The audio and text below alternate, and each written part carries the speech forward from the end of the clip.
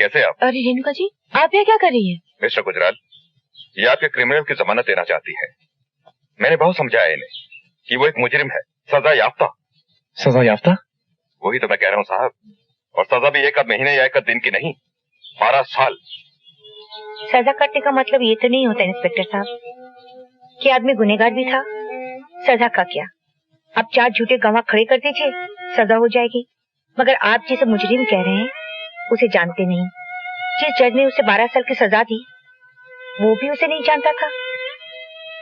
वो तब भी निर्दोष था जब उसे 12 साल की सजा हुई थी, और वो अब भी निर्दोष है। लीजिए, आपका निर्दोष आ गया। रवि, मालकिन आप? तुम बिल्कुल ना घबराना।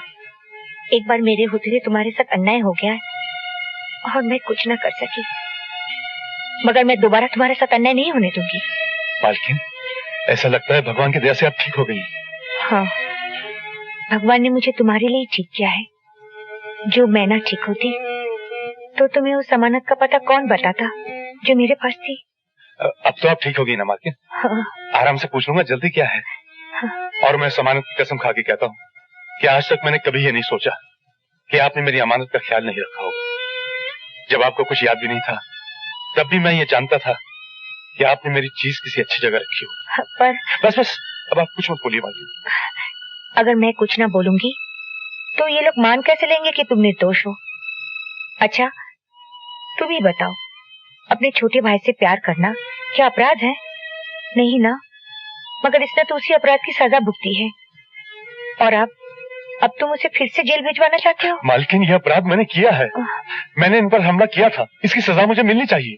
लेकिन तुम मुझे जानते भी नहीं, न मेरी तुम्हारी दोस्ती न दुश्मनी, फिर तुमने मुझ पर कातलाना हमला क्यों किया? ये सब छोड़ो भैया, मैंने तुम पर हमला किया था ना, तुम ऐसा करो, मुझे जेल नहीं फांसी पर चढ़वा दो। अरे कैसे फांसी पर चढ़ा देंगे? अरे भाई, तुम लोग इधर उधर की बात मत करो। मुझे लगता है तुम अपने उस भाई के बारे में जानना ही नहीं चाहते हो जो... भाई? हाँ, तुम ही बताओ, मैं कैसे चुप रहूंगी? इसके भाई का पता मेरे सिवा कोई जानता ही नहीं। अगर तुम्हें सुनना नहीं है तो मत सुनो, मगर मैं बताने जा रही हूँ। मालकिन, तुम चुप रहो। तुम्हें मेरी सहेली मिसेस यशोदा गुजराल तो याद है ना? यशोदा गुजराल? मैंने रोहन को उन्हीं के हवाले कर दिया था। बेटा बनाकर पाला होगा उसको मेरी यशोदा ने। अब तो वो इतना बड़ा हो गया होगा कि अगर वो हमारे सामने बैठा हो तभी ना उसे तुम पहचान पाओगे, नहीं मैं। मुझे पूरा यकीन है यशोदा ने उसे जरूर वकील बनाया होगा, क्योंकि मैंने उसे बता दिया था कि तुम रोहन को वकील बनाना चाहते हो। Mister Rohan Yadav, advocate. मगर मैंने उस बाल गोपाल का नाम वासुदेव गुजराल रखा है रेणुका। मम्मा तो मैं हूँ बेटे, मगर ये जो आदमी जिसे तुम पुलिस रिमांड में दिलवाने आए हो मेरे भैया है।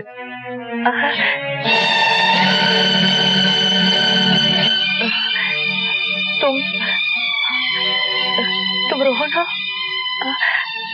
अरे मेरे पैर नहीं, पाँव छू रवि के, जिन पैर पर जल की 12 वर्ष की धूल है।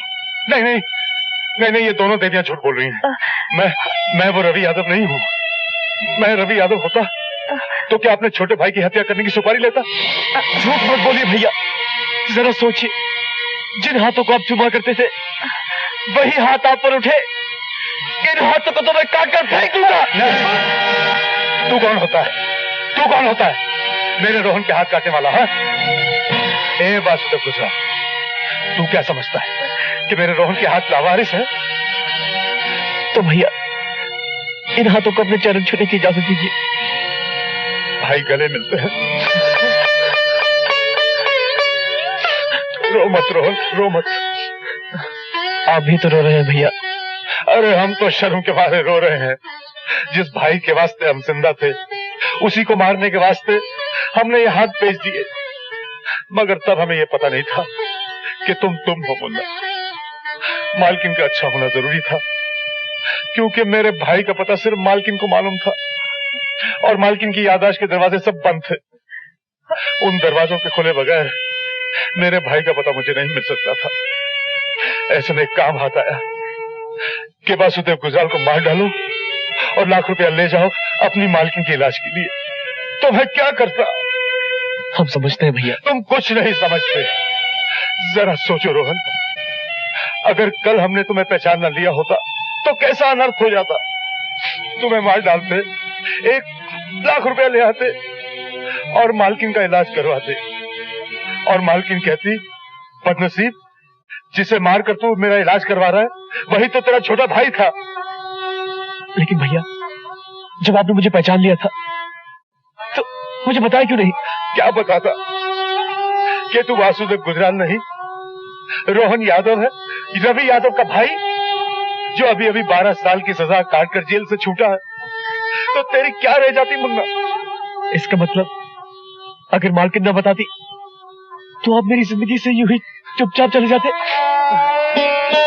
आपको पता है मैंने आपको ढूंढने की कितनी कोशिश की है,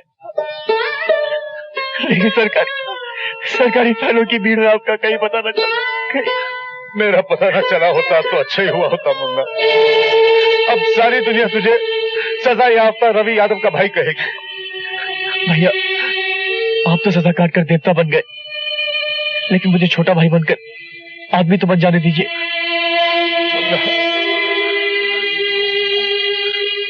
इतना परफेक्ट गेम भगवान के सिवा और कोई नहीं खेल सकता। सब बिछड़े हुए मिल गए, और मेरे भी कहा पुलिस स्टेशन में। सब कहाँ मिले वकील साहब? वासु की पायल तो मिली नहीं। वो भी मिल जाएगी, बस आती ही होगी, मगर वो लाखों करोड़ों में एक है। उसे गिनती में मत आती। He has a point, Mrs Gujral. वो लाखों करोड़ों से कहीं आगे है। जहाँ गिनती की सीमा खत्म होती है, वहाँ पायल की सीमा शुरू होती है। Hi everybody. रवि, तुम खुद देख लो। पायल बेटी, इनके पाँव छुओ। हाँ, मेरे भैया हैं। जीती रहो और सुखी रहो पायल, मगर मेरे पाँव छूने से पहले तुम्हें मालकिन के पाँव छूना चाहिए थे। इसमें एक अमेंडमेंट है, तुम इनके पाँव तो जरूर छुओ, मगर मालकिन मान के नहीं, माँ मान कर।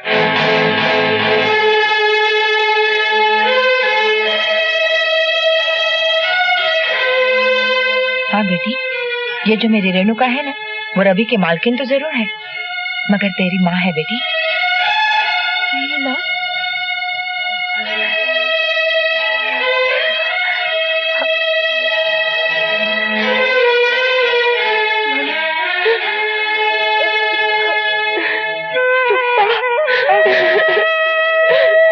भाई, इसमें हैरान होने की कोई बात नहीं। जिस दिन मैं तुम्हारी और पायल की शादी की बात करने मनोहर सिंह के यहाँ गया था, मैंने आके यशोदा को बताया, तो मनोहर सिंह का नाम सुनते ही यशोदा के दिमाग में तो घंटियां बजने लगी। घपला सिर्फ ये था कि ये समझती थी कि रेणुका मर चुकी है। Thanks to Worli police station ये बात भी साफ हो गई। भाई, जो जिंदा है वो तो जिंदा ही है ना। मालिक ने तो मालकिन को मारने की कोई कसर नहीं छोड़ी थी, और उनके ख्याल में तो मालकिन मर ही चुकी थी, मगर जाको राखे साइया मार सके ना कोई, और जाको मारे सैया उसे बचा सके ना कोई। मैं उसे, ये मेरी और दादी की लड़ाई है। मैं सारी जिंदगी इस झूठ की छाव में जीती रहूं कि मेरी मम्मी मर चुकी है। दादी मुझसे इतना बड़ा झूठ बोलते आए, अब मैं उनसे सच बुलवाऊंगी, कड़वा सच।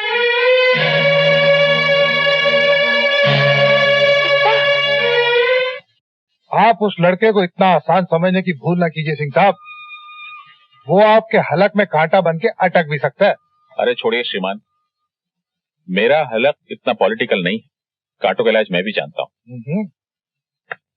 आओ बेटी आओ, मैं कब से तुम्हारी राह देख रहा था। कहाँ चली गई थी तुम? एक्सक्यूज मी अंकल, मगर पहले मुझे पापा से ये पूछ लेने दीजिए कि मेरी मम्मी कहाँ चली गई।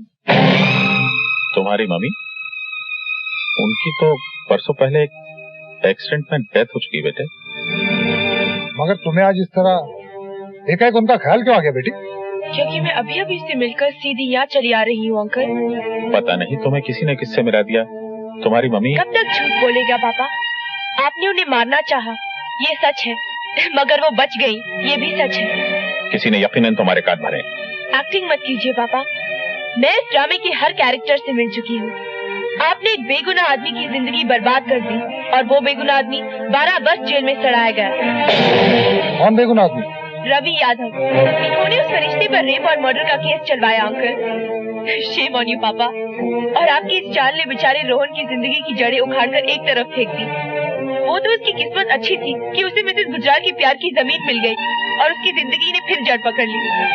आप मेरी मम्मी रवि भैया और रोहन का कर्ज कैसे उतारेंगे पापा, कैसे उतारेंगे? आप इंसान नहीं है।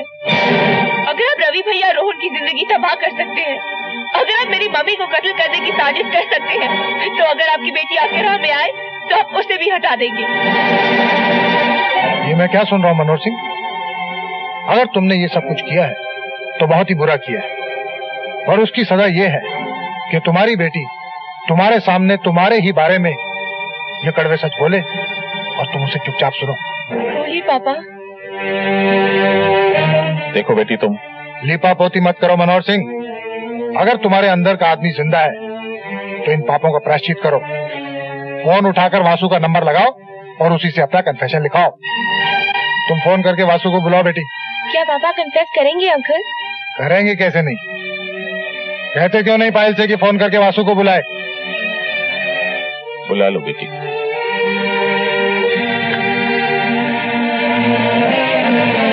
हेलो, कौन? वासु, तुम फौरन यहाँ आ जाओ। पापा तुमसे अपना कन्फेशन लिखवाना चाहते हैं।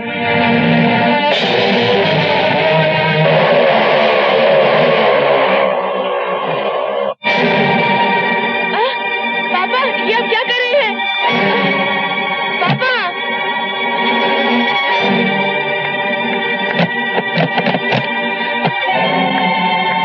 पापा, दरवाजा खोलो, खोलो दरवाजा। आओ वासुदेव आओ। यहाँ कोई अर्जुन तो है नहीं वासुदेव, फिर तुम गीता का उपदेश किसे दोगे? फिर भी तुम्हारा स्वागत है। मिस्टर सिंह, पायल कहाँ है? लगता है तहजीब और तमीज तो दुनिया से उठ गई है। मेरे टुकड़ों पर पलने वाले रवि यादव का भाई मुझसे सवाल कर रहा है, वो भी मालिक कहकर नहीं, मिस्टर सिंह कहकर। और मेरी बेटी से शादी भी करना चाहता है। कुत्ते और हिरनी की शादी नहीं हो सकती। और तुम सिर्फ कुत्ते ही नहीं हो, पागल कुत्ते हो। इसलिए इससे पहले कि मुझे या किसी और को काटो, तुम्हें मार डालना हर नागरिक का कर्तव्य है।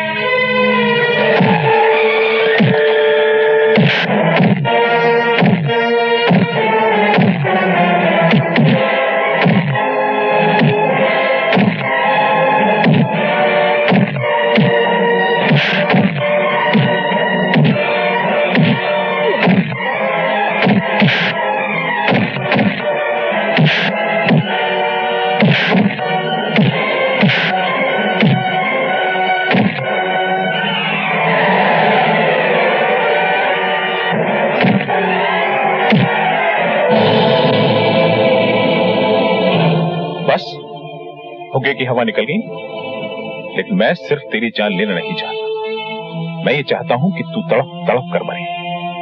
गुजरने वाला हर पल तुझसे कहे कि यमदूत तेरे पीछे पीछे आ रहे हैं।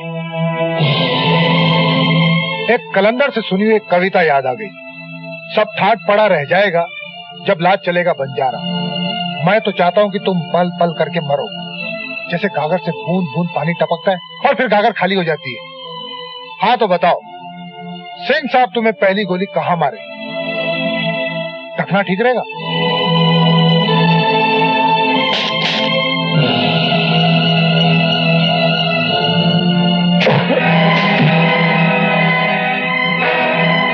आप भी आ गए? नहीं आप नहीं, तुम भी आ गए? नहीं तुम भी नहीं, तू भी आ गया।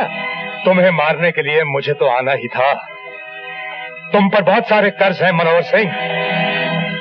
तुमने मेरी मालकिन को कत्ल करवाने की कोशिश की।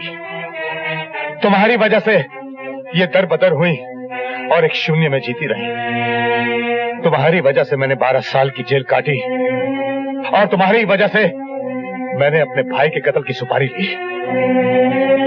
तुम्हारे पास जिंदगी भी एक है और मौत भी एक है। कैसे उतारोगे इतने सारे कर्ज?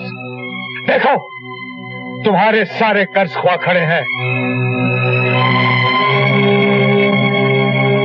जिंदगी में पहली बार बगैर कोई फीस लिए मैं तुम्हें कुछ लीगल एडवाइस दे रहा हूं। जी चाहे तो मान लेना। तुमने कभी ना कभी हम सबको घायल किया है, हमें नहीं तो उन्हें जिन्हें हम चाहते हैं। इसलिए तुम हम सब के मुजरिम हो mister Singh. Now give the law chance, कानून को मौका दो एंड सरेंडर। सरेंडर? और मैं? तुम तो बड़े बेवकूफ निकले मिस्टर गुजराल। लगता है कि दुप्पल में वकालत चलाई है। मैं अकेला दिखाई दे रहा हूं तो तुमने मान भी लिया कि मैं अकेला हूं। मेरे पास सिर्फ ये 2 ही हाथ नहीं है मिस्टर गुजराल, मेरे पास सैकड़ों हाथ है। मैं खुद कानून हूं और ये तुम सबकी सजा मौत की खड़ी है।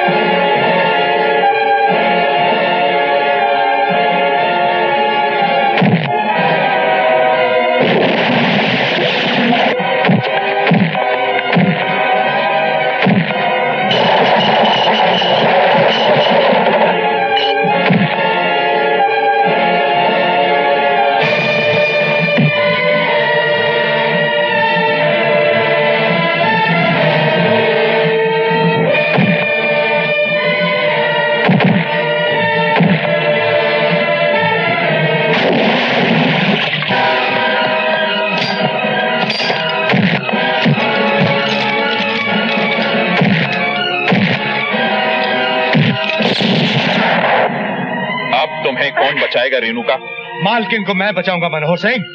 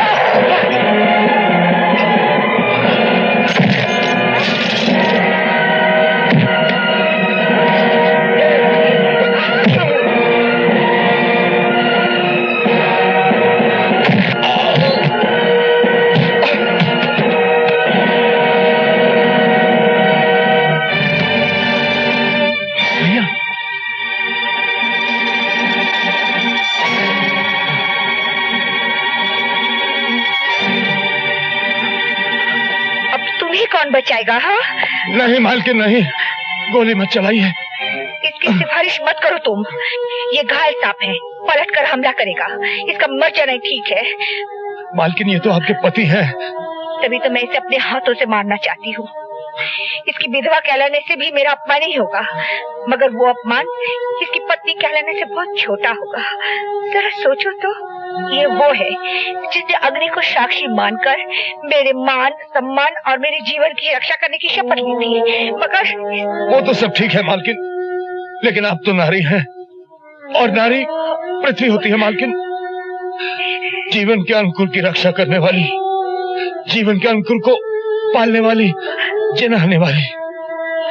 अगर नारी जीवन की रक्षा करना छोड़ दे मालकिन, तो मानव जाति का कोई भी भविष्य नहीं रह जाएगा। इस आदमी को जिंदा रहने दीजिए मालकिन। इसका दंड यही होगा कि ये जिए, जीवन का पल पल मौत से भी ज्यादा जहरीला हो, ज्यादा कड़वा हो। ये तो मिलन की घड़ी है मालकिन। इस क्षण के माथे पर इसके मैले खून का तिलक मत लगाइए, मत लगाइए मालकिन। रवि, हथकड़ी लगाओ। चलो। रवि, मैं डॉक्टर को बुला रहा हूँ। नहीं नहीं वकील साहब, मेरा डॉक्टर मेरे पास है, रोहन मेरा डॉक्टर है और पायल मेरी दवा। तुम दोनों एक साथ कितने अच्छे लगते हो। विद्या, गुजराल साहब के पास यशोदा मैया है, मालकिन के पास उनकी यादें, लेकिन तुम अकेली रह गई हो। जिंदगी की उलझन में मैं तुम्हें यह बता ही नहीं पाया कि मेरी आत्मा सिंदूर लिए तुम्हारी मांग ढूंढ रही है। मैं तुम्हें वचन देता हूं, तुम्हारी मांग भरने के लिए मैं फिर जन्म लूंगा। मुझे छोड़ के मत जाओ भैया। रोहन, मैं तुम्हें छोड़ के नहीं जा रहा हूं। तू तो मेरी जान है। मैं हर रोज सूरज के साथ ये देखने के लिए आऊंगा कि तू कैसा है। मैं चांद के साथ रोज तेरे कमरे में झांकने के लिए आऊंगा कि तू ठीक से सोया है या नहीं। मैं तो सिर्फ विधाता का शुक्रिया अदा करने जा रहा हूं। मैं फिर लौट के आऊंगा पायल की गोद में, मालकिन का दुलार पाने के लिए, यशोदा मैया का आशीर्वाद लेने के लिए। रो मत रोहन, तो मुस्कुराते हुए बहुत अच्छा लगता है। मैंने भगवान को तो कभी दर्शन नहीं किए भैया, लेकिन अगर उन्हें कहीं देख लिया तो फौरन पहचान जाऊंगा, क्योंकि वो आप ही जैसे होंगे। भगवान को तो मैंने भी आज तक नहीं देखा। अब शायद आंखें बंद करूं तो दर्शन हो जाए।